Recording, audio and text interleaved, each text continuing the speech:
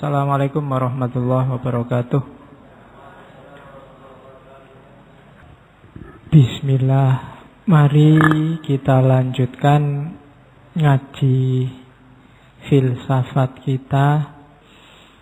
Kita ketemu beliau, tokoh yang kontroversial bagi orang Indonesia, Tan Malaka. Tan Malaka ini kelahiran Bukit Tinggi, daerah sana. Memangku budaya Minangkabau. Nama aslinya Ibrahim, gelarnya Datuk.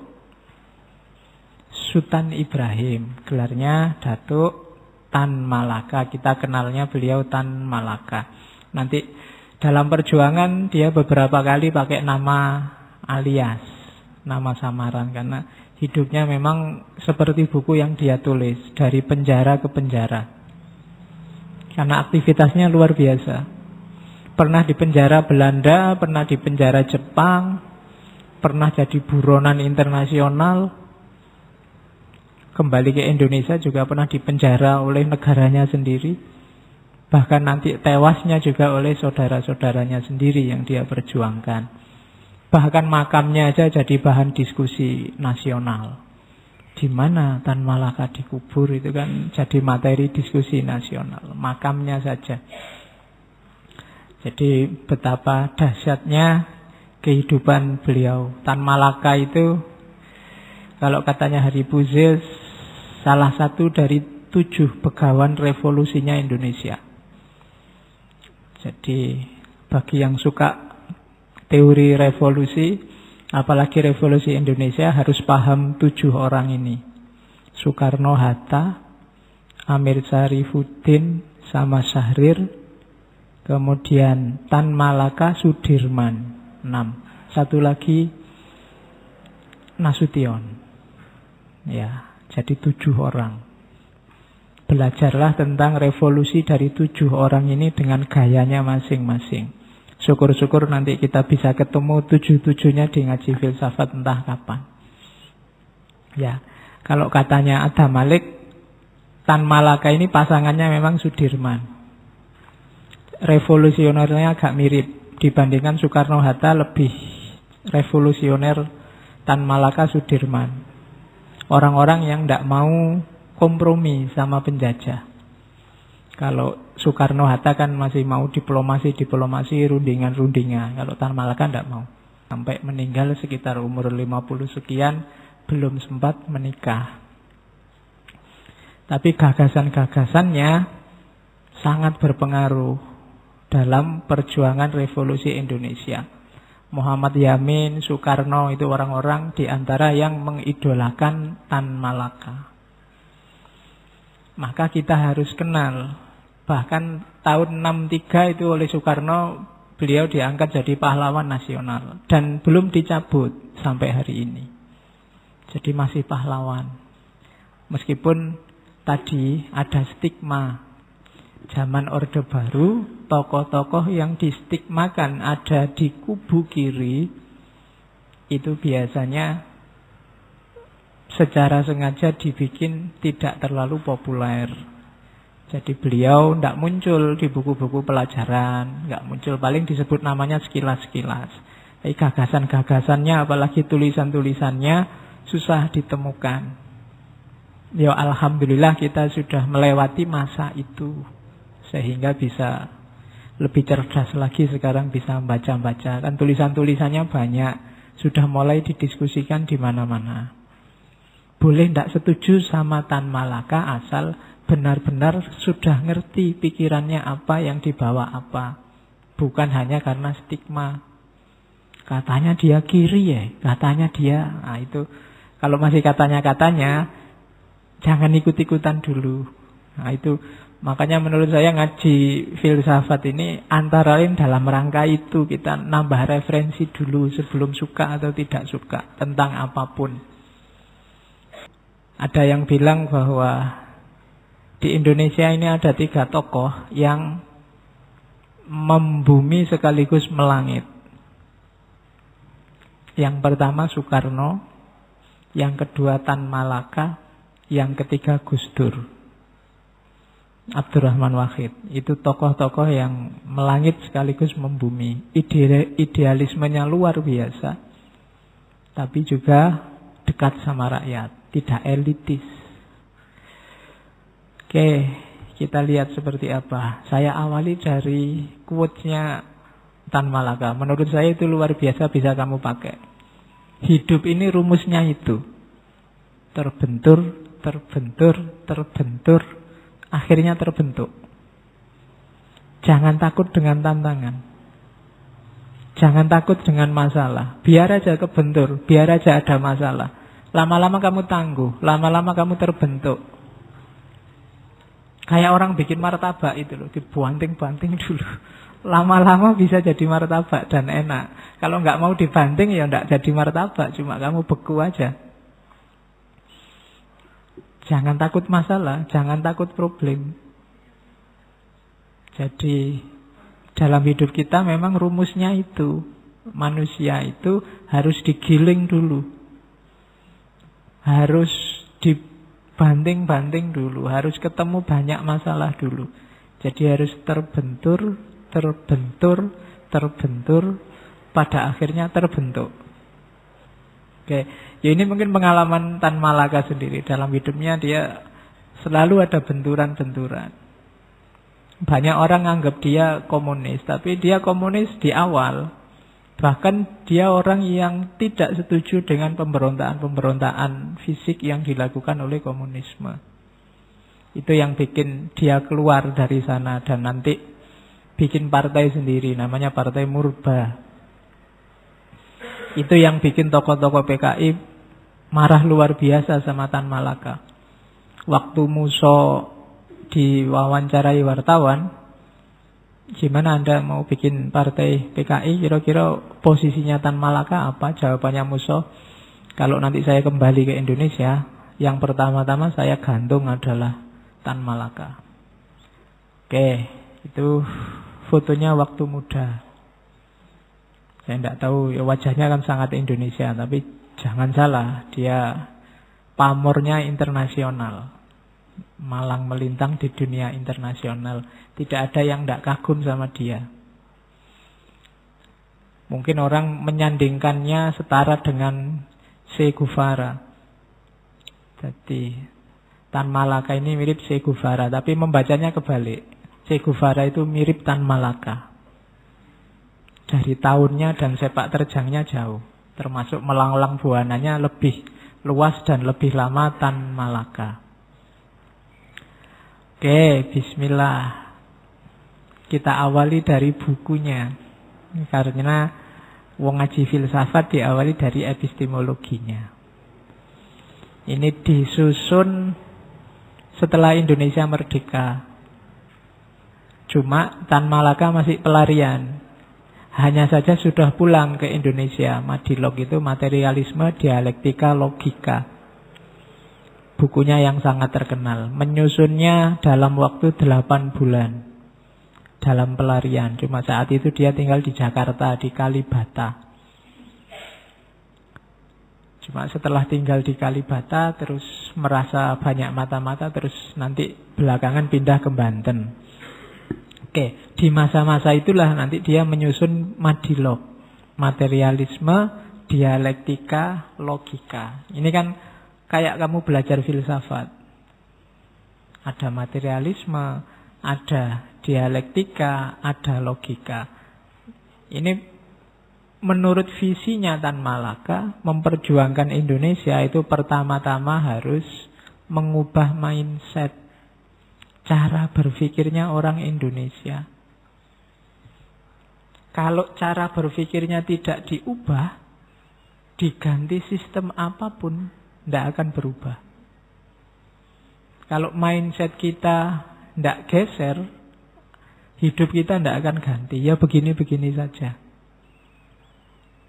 Apalagi mindsetnya orang Indonesia, apalagi Jawa. Dan mayoritas sebenarnya orang Indonesia, cara berpikirnya kan seperti di Cokroaminoto kemarin. Cenderung fatalis, cenderung pasrah, cenderung lillahi ta'ala, cenderung ya mistik, cenderung apa? Mungkin kalau di Jawa tertentu ada bau-bau kliniknya. Ini susah kalau diajak berjuang. Kalau mindsetnya masih ini, alah tenang aja kita dijajah. Dunia ini hanya sementara. Cuma mampir ngombe sebentar, mampir minum sebentar. Ngapain sih ngoyo-ngoyo, biar aja lah, nggak lama kok, selesai. Mau berjuang kayak gimana kalau mentalnya semacam ini? Maka yang pertama mau dirombak oleh Tan Malaka adalah struktur berpikir. Makanya di situ saya pakai kalimat itu perjuangan epistemologi. Oke, jadi pertama-tama harus berjuang di ranah epistemologi. Dasarnya apa sekarang? Mari percaya pada materi. Banyak orang zaman itu, saya tidak tahu zaman ini ya apa enggak, materi itu dianggap barang yang jelek, barang yang gelap, sesuatu yang lawannya. Kalau ada material sama spiritual di kepala kita, yang spiritual ini yang terang, yang material ini yang gelap, dan dunia ini materi. Maka jangan banyak-banyak mikir dunia. Dunia ini sementara dan materi. Kita mikir yang akhirat, yang lebih abadi, yang lebih itu. Yang di kepalanya orang Indonesia banyak yang begitu zaman itu. Kalau zaman sekarang kan sudah tidak ada bedanya. Oke. Jadi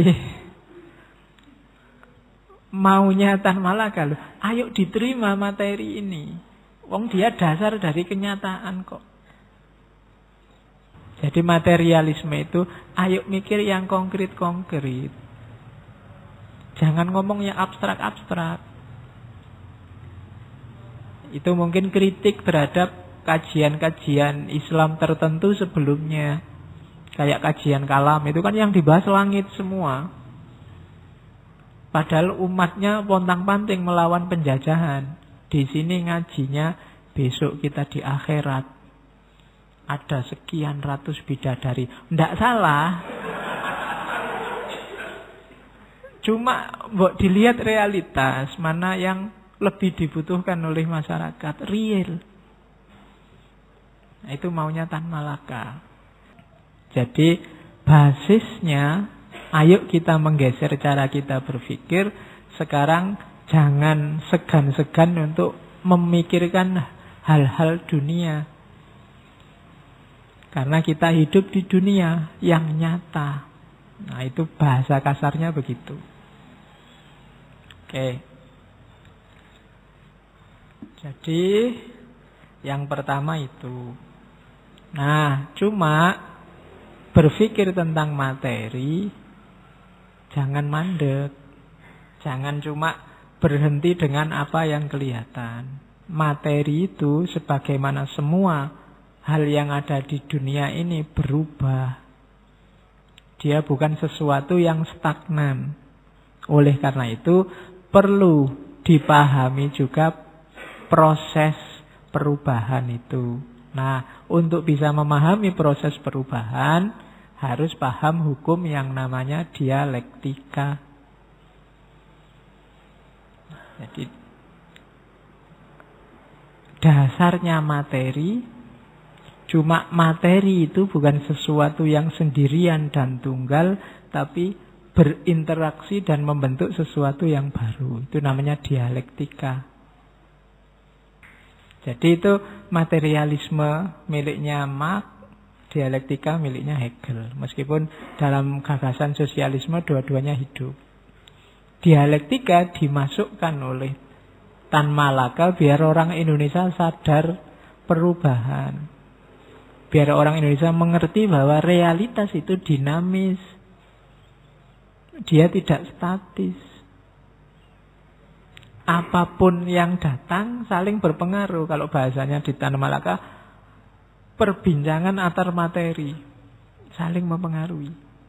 Kadang sifatnya bertentangan, kadang sifatnya saling mendukung, kadang hari ini sama, besok waktunya berubah jadi berubah, macam-macam. Itulah dialektika. Kita hari ini mungkin beda loh sama kita besok pagi. Kenapa? Ada dialektika dengan lingkungan sekeliling kita. Realitas yang dihadapi berubah, kita juga mungkin berubah. Nah, itu namanya dialektika. Oke. Ya kalau di Tan Malaka misalnya mencontohkan sejarahnya Rusia. Ini sebenarnya sejarah hampir seluruh dunia. Dunia itu kan awal-awal itu model sosial itu kan modelnya kecenderungannya monarki, kerajaan-kerajaan, imperium-imperium ada di mana-mana. Setelah era kerajaan-kerajaan, lahir era feudalisme. Feudalisme ini era ketika orang-orang kaya, orang-orang bangsawan menguasai dunia, di Jepang, di Indonesia, dan seterusnya. Setelah itu era kapitalis. Era kapitalis ini lahirnya negara secara umum. Negara bangsa lahir seiring era kapitalis. Setelah itu ramalannya bacaannya Tan Malaka melihat Rusia, lahir era sosialis. Dan nantinya pasti akan muncul masyarakat komunis. Nah, perubahan-perubahan sosial ini kan hasil dari yang namanya dialektika. Perbincangan antar materi, peristiwa dengan peristiwa itu dialektika, memicu perubahan. Proses memahami materi, proses dialektika dalam hidup ini, ayo dipahami secara logis. Nah, maunya Tan Malaka, orang-orang Indonesia ini kalau ingin merdeka, sukses, ayo berpikir menggunakan logika. Yang masuk akal sajalah. Nah itu. Jadi jangan terlalu terpaku pada hal-hal yang tidak masuk akal. Meskipun yang tidak masuk akal mungkin sekali-sekali akan terjadi. Kalau di Tan Malaka hukum Tuhan, hukum Allah, sunnatullah. Saya sering bilang hidup ini yang kita pedomani sunnatullah ini. Bahwa sewaktu-waktu Tuhan, sewaktu-waktu Allah intervensi, itu kalau di Islam namanya kudratullah. Itu ya, tapi jangan dipedomani. Biar aja ya kita berdoa semoga Allah intervensi yang bagus-bagus dalam hidup kita. Jangan dipedomani di awal. Alah Pak, saya tidak belajar, kalau takdirnya lulus ya lulus. Kalau tidak ya tidak. Lah itu tidak bisa. Logika sunnatullahnya kalau ingin lulus belajar. Bahwa kamu belajar kok tidak lulus-lulus, itu takdirnya Allah berarti sudah. Intervensinya Allah kan begitu.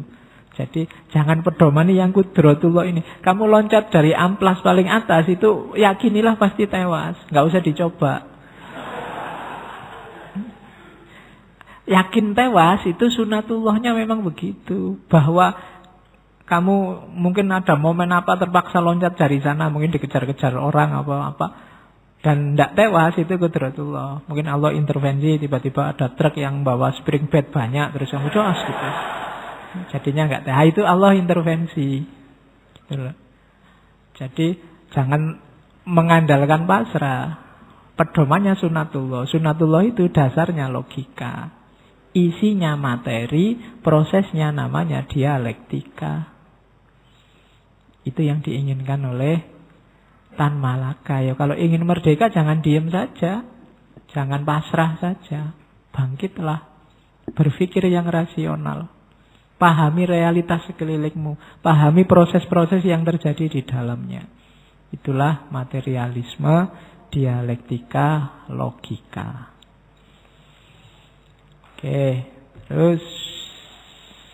Nah, visinya Tan Malaka itu visi kerakyatan. Kalau Soekarno pakai istilah marhain, kalau Tan Malaka pakai istilah murba. Ya. Murba itu artinya rakyat jelata. Ini istilah dari Raden Ngabei Purbacaraka yang sempat ketemu sama Tan Malaka. Jadi mereka ngobrol terus ketemulah kalau rakyat jelata itu ada istilah murba. Dan istilah ini dipakai oleh Tan Malaka. Istilah ini ada di babat-babat, di serat-serat, di cerita-cerita, termasuk cerita zaman Ken Arok, zaman Singosari. Itu ada istilah murba. Jadi kaum murba. Meskipun nanti ketika dia jadi partai, murba itu dianggap sebagai singkatan dari musyawarah rakyat banyak. Partai murba. Cuma nanti Tan Malaka ini tidak lama, paling sekitar 3 bulan setelah partai ini berdiri, Tan Malakanya sudah tewas. Nanti dihidupkan oleh teman-temannya, termasuk Iwa Kusuma Sumantri, Khairul Saleh, termasuk mantan wakil presiden Adam Malik. Itu berasal dari partai murba. Dan ya tidak terlalu sukses sebagai partai. Terakhir dulu tahun 2009 waktu dibuka lagi multipartai, juga dicoba didirikan lagi tapi tidak nyampe karena electoral threshold-nya sudah banyak turun. Tapi sebagai ideologi dia menjadi bibit nanti dari sosialisme, nasionalisme Indonesia. Jadi ini mirip dengan gagasan marhainismenya Soekarno. Jadi ingin rakyat Indonesia sejahtera seluruhnya. Musuhnya 2, kolonialisme, imperialisme, sama feudalisme. Oke, jadi visinya itu kerakyatan. Ingin rakyat Indonesia makmur sejahtera. Terus, nah, itu tadi visinya. Kemudian sistem yang ditawarkan. Tan Malaka mengkritik model pemerintahan yang mengandalkan trias politika. Eksekutif, legislatif, yudikatif. Katanya Tan Malaka tidak efektif model semacam ini. Jadi kalau ada eksekutif, legislatif, yudikatif, yang menang tetap eksekutif. Karena yang terjun langsung menguasai sumber daya itu eksekutif. Yang lebih kuat itu pasti eksekutif. Dan eksekutif bisa mudah mempengaruhi legislatif. Dan isinya legislatif itu biasanya ya hanya orang-orang yang secara ekonomi kuat. Dan model semacam ini tidak efektif. Pemerintahan kalau ada 3 kaki itu akan susah efektif. Oke, yang susah nanti orang kecil lahirnya. Maka kalau tawarannya Tan Malaka, ada organisasi besar khas ya negara-negara sosialis, lembaga besar yang ngurusi negara. Nah, di lembaga ini ada fungsi-fungsi yang bermain. Ya, ada fungsi legislatif, fungsi yudik, itu bagian dari organisasi besar ini. Dengan ADART-nya yang namanya undang-undang. Jadi tidak jalan sendiri-sendiri, punya kaki sendiri-sendiri. Semuanya berada di bawah satu naungan organisasi. Jadi tidak trias, tapi satu. Yang legislatif, yudikatif, eksekutif, ini cuma fungsi-fungsi. Kayak kamu bikin panitia, itu kan ada seksi konsumsi, ada seksi penerima tamu, ada seksi. Itu fungsi-fungsi yang dimainkan. Bukan sesuatu yang berbeda. Kalau berbeda, ya tetap menang eksekutif, kemudian parlemennya jadi ajang bancaan, orang-orang kaya yang masuk ke situ. Dan ya mungkin ramalannya Tan Malaka setengah benar. Hari ini, setengahnya lagi sangat benar. Oke, antara lain. Yo, nanti kita coba evaluasi lagi apa iya sih begitu situasinya. Katanya Tan Malaka, coba direnungi. Siapa pula yang bisa menyewa gedung-gedung besar buat rapat umum, mempunyai persurat kabaran, majalah, radio, sandiwara. Kalau hari ini harusnya ditambah program televisi buat memuja-muja calon sendiri dan mencemooh calon lawan. Tentu kaum fulus yang punya uang, yang bisa masang baliho besar, pilihlah saya. Itu kan yang punya uang. Kalau tidak punya uang, mikir baliho aja nggak nyampe. Ya kan, buat makan lumayan, ngapain baliho sebesar itu ya bisa ratusan ribu, bisa jutaan. Izinnya saja berapa, kan? Jadi tetap hanya orang-orang yang punya. Kalau partai ya partai-partai besar yang punya televisi, menguasai koran, menguasai majalah. Jadi parlemen akan dikuasai orang-orang yang sejak awal memang ekonominya kuat. Bukan urusan kualifikasi orangnya, tapi yang bisa mempromosikan dirinya. Ya tergantung rakyatnya juga Pak ya. Tapi kalau ekonominya kuat kan rakyat itu gampang. Rakyatnya butuh apa sekarang? Kalau dia duitnya banyak kan gampang. Jembatan, masjidnya pingin dicat, ngajinya pingin dikasih makan setiap malam Kemis misalnya, kan gampang. Kalau beliau tiap malam Kemis ke sini bawa tumpeng, bawa jajan, itu kan masa kita nggak nyoblos, kan gitu mikirnya. Logikanya. Jadi itu yang ada di pikiran Tan Malaka. Model trias politika ya hasilnya nanti ini. Siapa yang menang? Kaum fulus. Yang tidak punya fulus jangan mimpi. Jadi yang bisa bikin rapat akbar, yang bisa mengerahkan massa besar-besaran, itu pasti yang punya modal. Atau yang dimodali. Yang dimodali lebih ngeri lagi, karena nanti yang main yang modali mesti. Nah, itu sudah diramalkan sejak lama oleh Tan Malaka. Tan Malaka ngomong kayak gini, berarti situasi zaman itu ya mirip-mirip saja seperti hari ini. Jadi ada yang perlu dikritisi. Oke, terus ini yang khas dari Tan Malaka. Komunisme tapi sekaligus Islam. Ini pidatonya Tan Malaka di Komintern. Komintern itu tadi kan dia menggagas organisasi untuk mengelola negara. Kalau Komintern ini organisasi untuk komunis internasional. Jadi setelah Rusia sukses dengan revolusinya, kan nanti banyak orang tertarik dengan ideologi komunisme ini. Di banyak negara-negara kecil yang dijajah, ideologi ini laku, termasuk di Indonesia. Nah, akhirnya lahir organisasi internasionalnya namanya Komintern. Dan nanti Tan Malaka termasuk pejabatnya yang mewakili Asia zaman itu. Dan dia dikasih kesempatan pidato, meskipun usulnya ditolak. Dia usul, jangan memusuhi agama, jangan memusuhi Islam.